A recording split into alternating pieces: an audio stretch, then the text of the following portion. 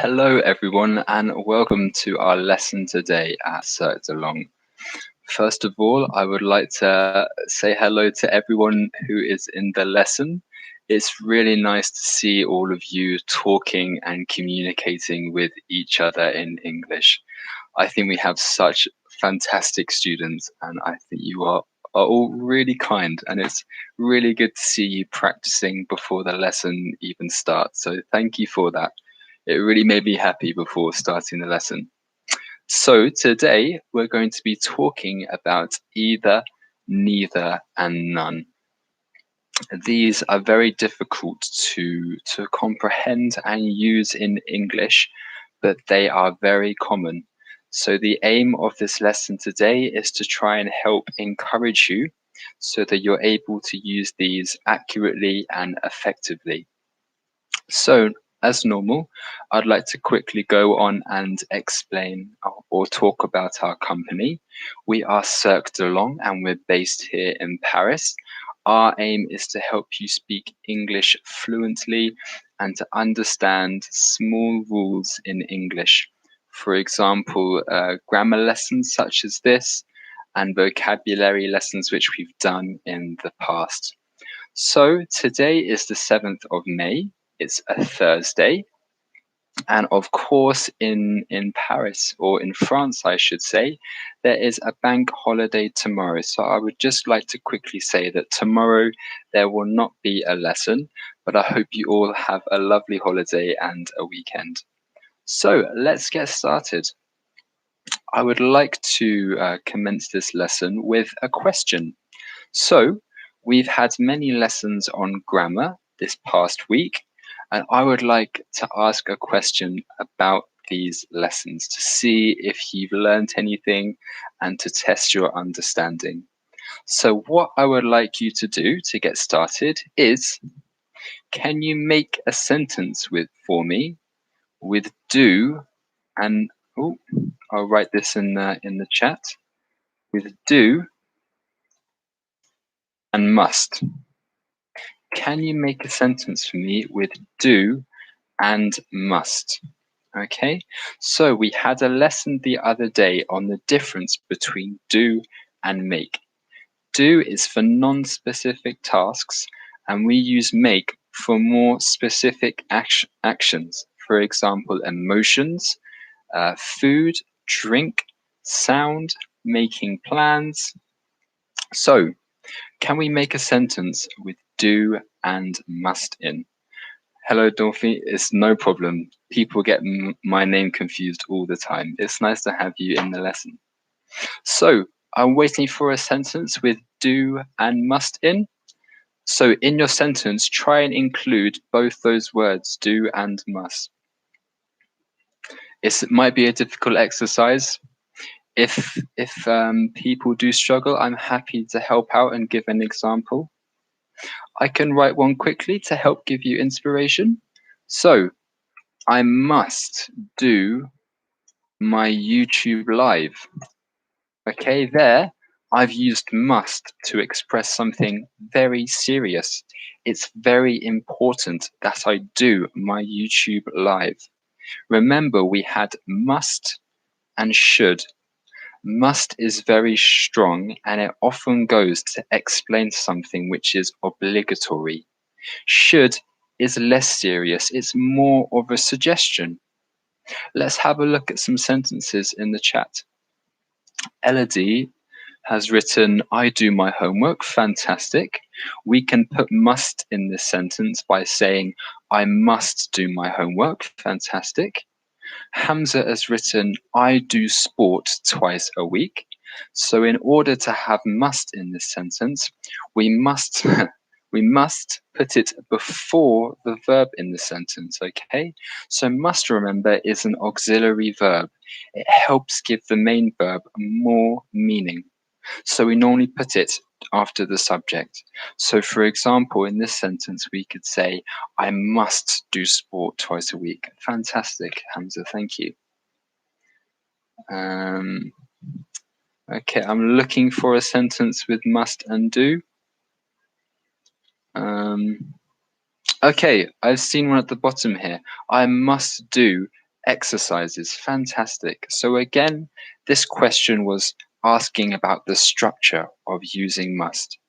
Let's try another example. Can you make me a sentence with make and should? Can you make me a sentence with make and should? Now, if you're struggling to think of an example, I will explain how we use make again. Make is for food or for drink. We also use make for sound. For example, if there is a train station outside my house, I could say it makes a lot of sound. Okay, it makes a lot of sound. I can use it for plans. I can make a reservation. I can make a plan with my friend to go on vacation. We also use make for emotions. These YouTube lives make me happy. They're very enjoyable. So let's have a look at some of the suggestions in the chat. Liliana has written, I should make the bed in the morning. Yes, exactly. Fantastic, Liliana. It's not obligatory. It's not a must, but it is nice to feel organized and have your bed prepared. Thank you for that. Elodie has written here, I should make a cake for the birthday of my brother. Okay, well, happy birthday to your brother, Elodie. And again, what we've seen in these sentences is that the auxiliary verb comes before the verb to make. So if you're ever going to use should and make, this is the structure that you should use.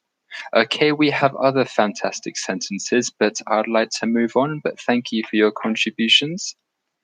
Okay, so starting either, neither, or none. Okay, so let's start by talking about either and neither. If you have any questions during my explanation, please do write them in the chat and I'd be more than happy to help. So, either and neither are used for when we have two people or two things. Okay, I will repeat that as it's very important. Either and neither are used when we're describing two things. If we're describing three things, for example, a cup, a book, and a pen, three things, we can't use either and neither. So that's rule one for either and neither. We use either in a positive sense if we are happy with the outcome of two options. For example, either team can start the game. So I've used in this example a game. It could be a game of sport. It could be a game of or a board game. Either team can start the game. So in this game, there are two teams. Remember rule number one, there has to be two things. Let's say a football match, there are two teams. It doesn't matter which team starts. Both teams can start the game, okay? Because they can start the game, this is positive, and therefore we use the word either. Okay, let's talk about neither. Neither, on the other hand, is used for negative circumstances, when something is not the outcome, when something does not happen. So remember, neither is for two things as well. So an example could be, if we stick to the example of this football game where either team can start, I could say neither team scored in the match. So in this football match, we have two teams, two options again, but neither of the teams scored. Team A didn't score and Team B didn't score. So neither team scored in the game. It's negative. They didn't score. Okay? So hopefully that's the basic understanding of either and neither. Okay? I do see some questions, and I see that some people are having difficulties in understanding. I promise this is a difficult subject. We're going to talk about lots of examples, so I promise it will become much clearer, okay? I will go on to explain the different examples and different ways we can use them. If you're still confused after that, I will come back and explain it again. Okay, so please bear with me and please do read some of the comments, and I'll try and speak as slowly as I can for you. Okay, the next point. Let's give another example. I think if you're having difficulties, the best way to see how the grammar is used is through an example. So, I could also write, I have meetings either on Monday or Wednesday. So, if I start from the beginning, we use either or neither to signify the possibility, a positive outcome, or a negative outcome for two things, okay? These two things can be people, or they can be things like meetings or teams, okay? If we have two options and we like both of the options, we can say either. Would you like to travel to Spain or Africa? If you like Spain and Africa, you can say, I don't mind either of them. I would like to travel to either of them. Spain and Africa are nice, well, a continent and a country, of course, but they're both positive. I want to travel to both Africa and Spain. It's positive. We have two options, so we use either. Okay? Of course, I'm going to write some more sentences for Ginny, but again, that's the fundamental use of either. In languages, we have many different ways to express ourselves. You could say in English, I want to go to Spain and I want to go to Africa. But another way we could word that sentence is I'm happy to go to either Spain or Africa. Okay? Importantly, you can structure your sentences how you like, but if someone uses either or neither with you, hopefully after this lesson, you'll be able to understand the context and what they're saying. So let's talk about some more examples. Here, my sentence, I have meetings on either Monday or Wednesday.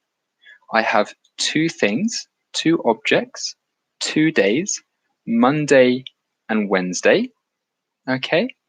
I have meetings on both days. It's positive. The meetings are happening on these 2 days. So far we have a positive event and we have two things, meetings, 2 days. Therefore, we can say I have meetings either on Monday or Wednesday. Okay, I hope you're all following. Let's use some more examples. Neither is negative. Okay, so Liliana has written here, you can write to me and either call to me. So what Liliana has done is she's written a fantastic sentence with two outcomes, writing and calling. And because the person can write to her and they can call her, it's positive. So Liliana is correct to use either. We wouldn't word a sentence like this. I think the sentence structure is difficult. But if someone asked Liliana, can I write to you or can I call you.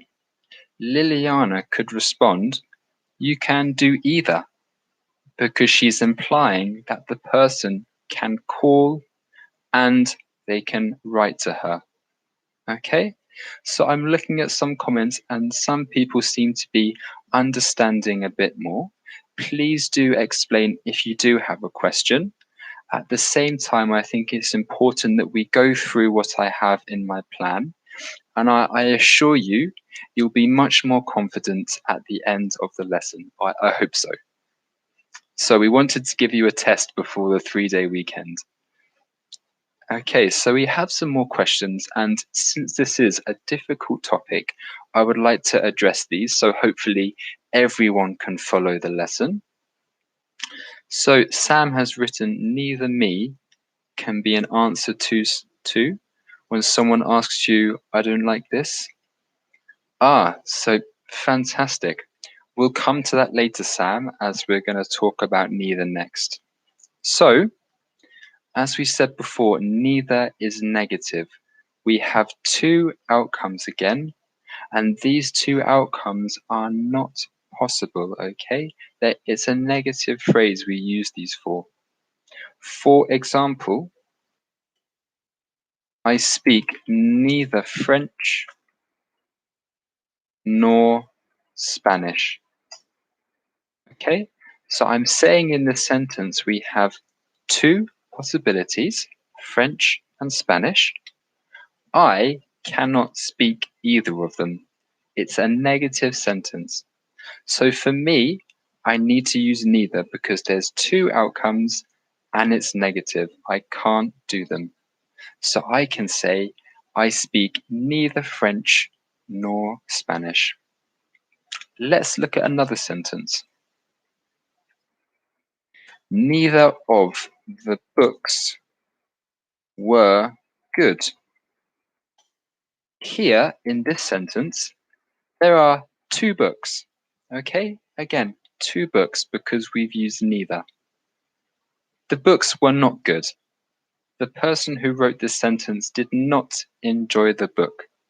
Therefore, it's negative. So it's okay to say neither of the books were good. I see lots of questions about the structure of either and neither.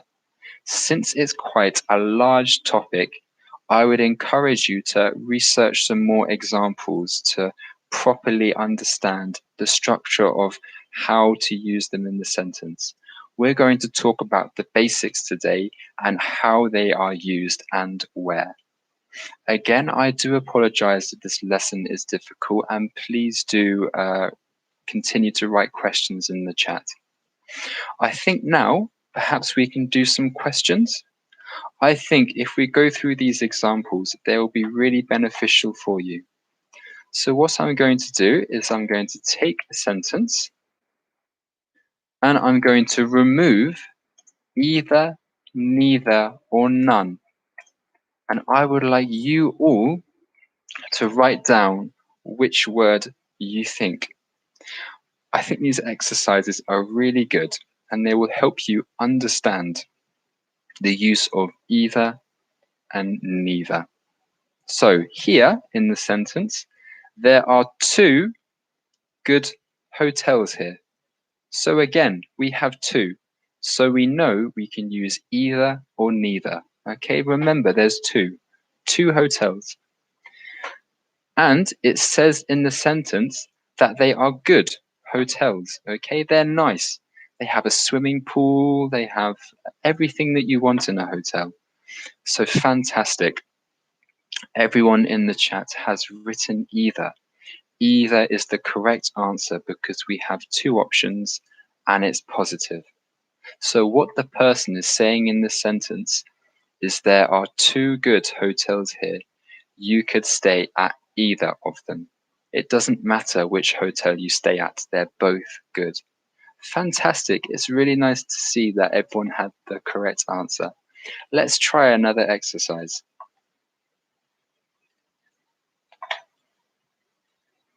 Okay, please excuse me while I remove the word.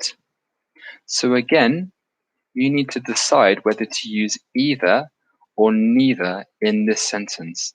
Okay, so I'll help explain the sentence for you. So we have 2 days in this sentence. There's a question. What day is it? The 18th or the 19th? 2 days, 18th and 19th. We have 2 objects, so we know that we can use either or neither. Now we're not sure if they're positive or negative, so let's have a look at the answer.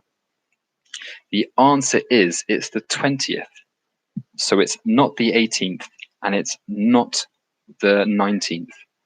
So it's negative, and fantastic, everyone has written neither. So I hope the fundamental aspect of either and neither is clearer. Okay. So I would like to quickly address one comment in the chat, as I think it nicely brings us into the next exercise. Of course, we're talking about either and neither, but there's another word in this lesson which is on the title. It's none. Okay, so we use none for something that's not there, or there is 0. It's I think an example could explain this best. None of the projects are good. So again, to explain none, we use none if it's negative or there's 0 of these, and it's for things or people where there are more than 2. Okay, so either and neither, we had 2 things, but none is more than 2.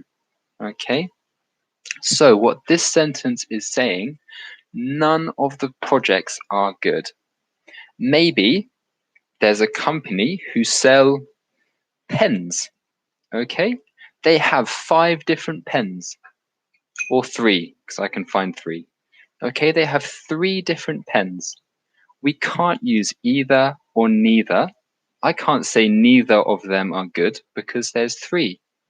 If I had 2, I could say neither of them are good projects. Neither of them are very good. But because I have more than 2, I can say none of the projects are good. This one's too green. This one has a bad design on the pen. This one, I don't like red. So none of the projects are good. Let's talk about another example. None of my friends speak French. Okay, none of my friends speak French. So fortunately, I have more than 2 friends. When I say none of my friends speak French, it means that all of my friends can't speak French. There's more than 2, and it's negative. So let's have a look at some of the suggestions. Liliana has written, none of these people speak the same language. Yeah, fantastic. None of these people speak the same language. So Liliana is perhaps in a meeting where there are more than 2 people, and perhaps some people speak French, some people speak English, so there are differences. Okay, so let's talk about some exercises with either, neither, and none. Okay, this is a difficult lesson, but I think you're doing fantastically at following the content. So thank you all for trying today. Okay, so the next sentence, I'm going to remove the word again. Here, the sentence is, there are a few shops at the end of the street, but of them sells newspapers. Okay, we have a question from Clément. Hello Clément, this is un cours d'anglais gratuit pour cette langue. C'est toute la classe c'est en anglais. Désolé, mon français c'est pas bien. Alors, j'espère vous apprenez beaucoup aujourd'hui. Okay, so looking at the suggestions, loads of people have said none, which is the correct answer. Fantastic. So, there are a few shops at the end of the street. A few implies there is more than two. Perhaps there's 5 or 10. A few implies there are a couple. So maybe 3 to 10. So we can't use either and neither because it's not two shops. Okay? If the sentence was, there are 2 shops at the end of the street, but neither of them sells newspapers, that would be correct. But because it's more than 2, we need to say none. So fantastic. And I could see everyone has written none, which is great. Let's try some more exercises because I really believe that they show you how to use the grammar. I think it's a really good exercise for everyone. Before I write this next exercise, I would like to quickly talk about an important point. So I think there was a question from Sam earlier, and he said, neither me. He was referring to someone asking you a question. For example, can you swim? And Sam suggested that you could respond, neither me. Okay, it's a very good point, Sam, and thank you for your question before. You need to be careful when using either and neither to make sure you don't use a double negative. Okay, so I will try to explain this. It's a difficult lesson already, and there's another rule that you need to learn, but I'll quickly try to explain that to all of you.